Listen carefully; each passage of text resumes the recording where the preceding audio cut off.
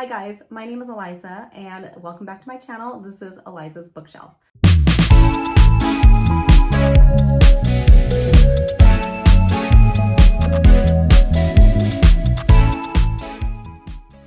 Today's book review is Kingdom of the Wicked by Carrie Maniscalco and bonus Kingdom of the Cursed by Carrie Maniscalco, the second book. So I love her Stalking Jack the Ripper series, and although I'm not even done with that book, I'm really bad at starting a series, and if it's not all published yet, when the next book comes out, it takes me a while to pick it back up. So I'm still on the fourth book of that series, but I'm starting one of the other series. So I bought this book last year, and then my husband bought me this book during his 25 days of Bookmas. So for the past couple years during Christmas time, he'll buy me a book every day leading up to Christmas. So I get 25 books in December. So that's really fun.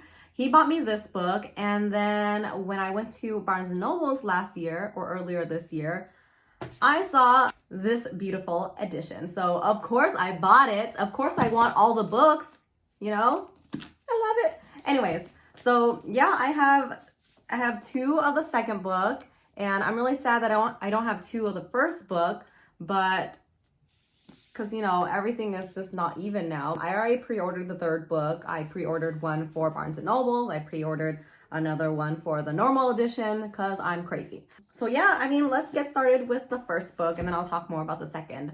But obviously there are spoilers if I'm going to talk about the second book. I don't know why I finally, wanted to pick up this book. I think I just heard so much good things about the second book that I wanted to see what I'm missing out on. And now I'm kind of regretting it because now I have to wait about 4 or 5 months for the third book, and I really want to know what happens. And I always get into that slump of, when the book comes out, I'm really slow to pick it back up. So hopefully the few months wait is not too long and I'll just dive right back in. I didn't know much about this book going in. I knew I liked the author. I know it looks creepy, but just looking at this cover, what do you think? I just see a skull, I see a snake. I thought it was something about dead people, and that's really not off the mark based on her Stalking Jack the Ripper series. So that's all I knew. And then I read the synopsis, and it's about Amelia and her twin, Victoria, who are witches. So I guess this book is about witches, and I didn't know about it when I bought it. So we have witches, we have demons, later on you hear about it, but you have werewolves and vampires too. But this is primarily about the witches and the demons for now. Who knows what the third book will bring. But yeah, so we have Amelia, and we have her twin, Victoria. They live with their family in Sicily, and their family runs a restaurant, so there's all sorts of goodies about food too. But growing up, their nonna always told them about how you have to beware of the demons. So you have the demons, the lesser demons, the 7 princes of hell. Those are the wicked. And so they're always wary about them. Growing up, they both have these amulets that they wear around their neck, necklace form, whatever. But they have these 2 amulets, and they are told that these amulets are supposed to help protect them from these demons. For some reason, they're told to never touch the amulets together. And of course, being little children, they're like, okay, let's see what happens when we do. Boom. And then so after that happens, Amelia seems to see like this color around people, their aura maybe. I'm not sure what it exactly means just yet. If Victoria has any changes, she doesn't know about it. They don't really share it together. But yeah, something happens with their amulets. That's the gist of that. We're always told about how Amelia and Victoria are different. Victoria is painted as more outgoing, more bold, makes crazy decisions. Amelia maybe is more reserved, follows the rules and things like that. And so one day, Victoria is just talking so much about how she's going to marry the devil. Amelia is thinking, stop talking that way. Don't talk about that. They're going to come get you. And later that night, Victoria goes missing or doesn't come home for dinner. So Amelia goes out to look for her and actually finds her sister brutally murdered with her heart ripped out. And standing above her is this crazy demon, I think she thinks at that time, and he's licking her blood. And so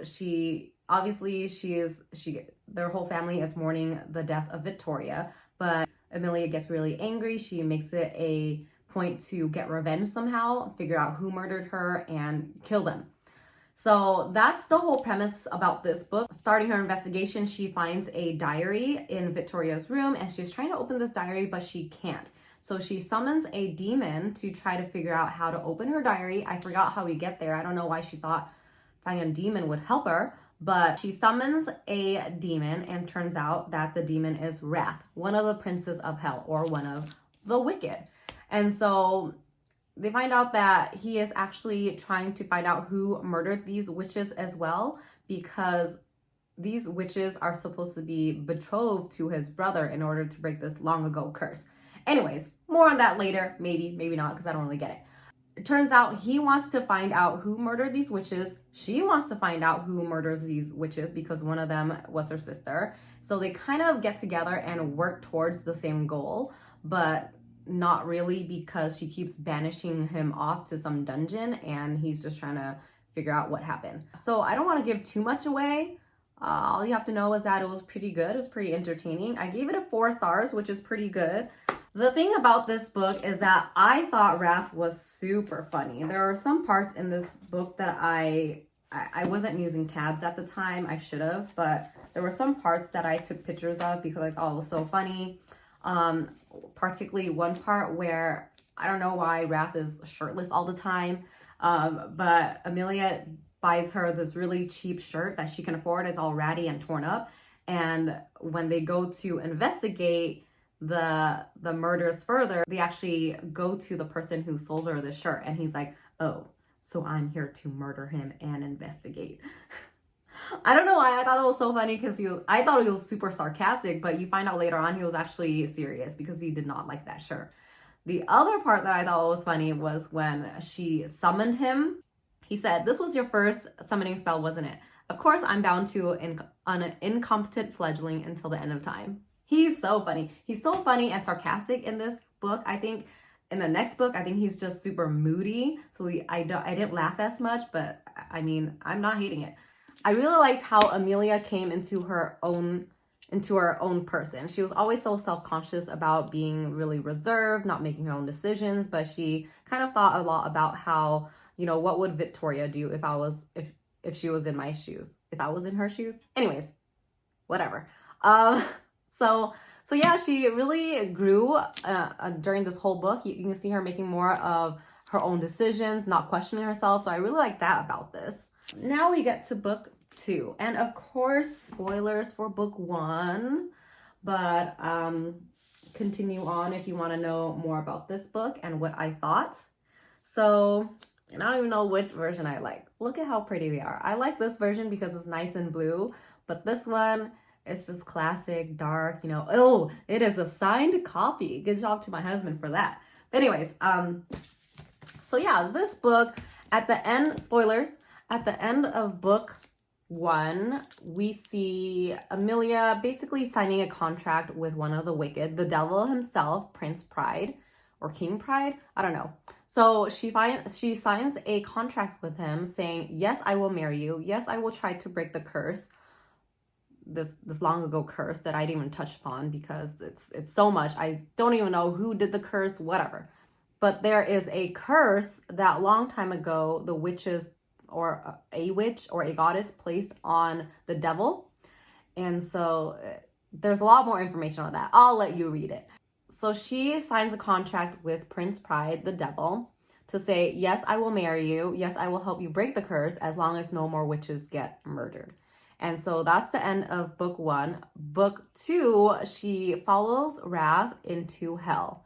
And so Wrath is guiding her back towards the realm. And so there is a map. Oh, look at this. Look what I found. Money. Anyways. So there is a map in the book that you can see. This is the 7 circles of hell. And you have like House Wrath, House Gluttony, whatever. You can't really see closely, but this is where they're going.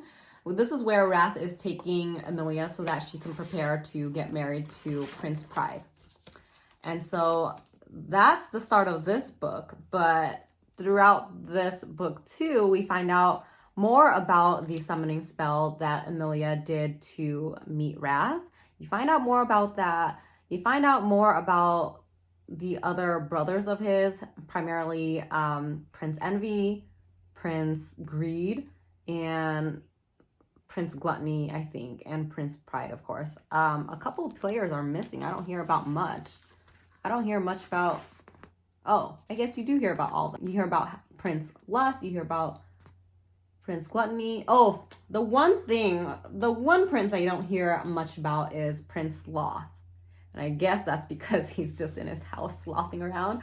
I don't know. So you find more about her summoning spell with Wrath, with Prince Wrath, and all the complications that brings about. You find more about the princess because she talks to them. She's trying to figure out this mystery and things like that. And throughout that whole journey, she finds out there's magical objects that she needs to find in order to be shown either the past, present, or future. So she's trying to get these objects so that she can look into the past and hopefully find out what happened to her sister Victoria. Yes, that is still an unsolved mystery. And by the end of this book, it will remain unsolved.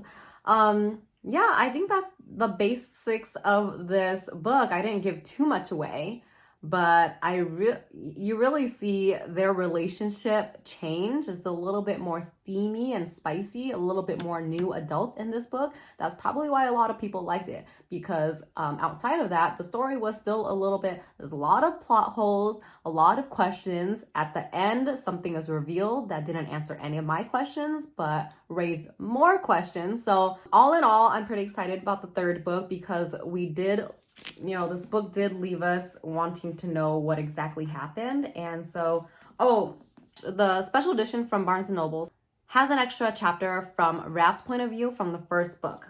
I didn't read it yet. I don't know why. What am I waiting for? Who knows? For my heart to heal. Okay, so deleted chapters from Wrath's point of view in Kingdom of the Wicked. I ordered 2 books of the third one. I ordered the Barnes & Noble special edition. That is going to have a special bonus chapter from Envy's point of view. So I'm guessing Prince Envy plays a bigger role in the third book. There's another special edition of Kingdom of the Feared that is coming out. It is from the Waterstones bookstore, I believe. And this is a bookstore in the UK. So unfortunately, I didn't buy it. With all the shipping costs, it turns out to be $37 and I couldn't justify that. But it's really beautiful. It has special end papers. It's super colorful and I wish I had more money to spend. I just spend too much money. Yeah, so I hope you liked my review. I hope, you gained some insight to this book to see whether you want to read it or not. But I'm really excited about the third book coming out later this year. I know this year is going to fly by soon, so next thing you know it, I'm going to have it in my hands. But I can't wait. I'll fill the void with something, I suppose. More books.